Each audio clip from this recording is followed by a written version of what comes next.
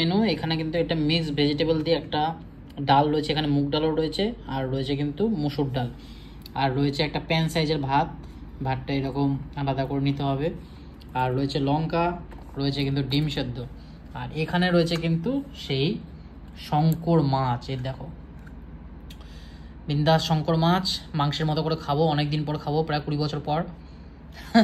আশা করছি, জানি না কতদিন পর খাবো জানি না, মানে অনেক দিন আগে খুব ছোটোবেলায় খেয়েছিলাম, আর বাজার থেকেও কোনোদিন আনিনি আর নিজেও বানাইনি, এই ফার্স্ট টাইম বানানো, জানি না কীরকম কী হয়েছে। না, খাওয়া খুব দরকার, শরীরের পক্ষে তো খুব ভালো, খেতেও ভালো লাগে, খারাপ লাগে না।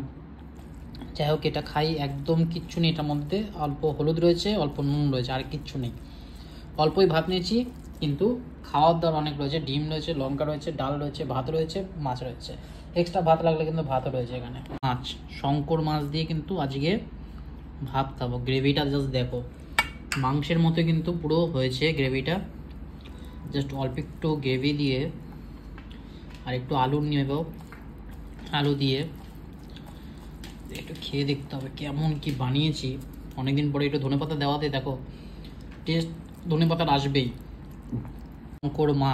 শঙ্কর মাছ দিয়ে কিন্তু আজকে ভাত খাবো। গ্রেভিটা জাস্ট দেখো, মাংসের মতো কিন্তু পুরো হয়েছে গ্রেভিটা, জাস্ট অল্প একটু গ্রেভি দিয়ে আর একটু আলু নেব, আলু দিয়ে একটু খেয়ে দেখতে হবে কেমন কি বানিয়েছি।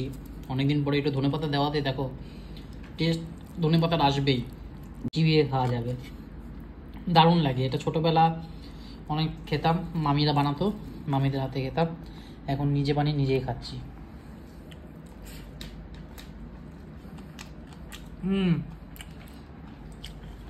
কাঁটাটা চেবাতে জাস্ট দারুণ লাগে, জাস্ট দারুণ।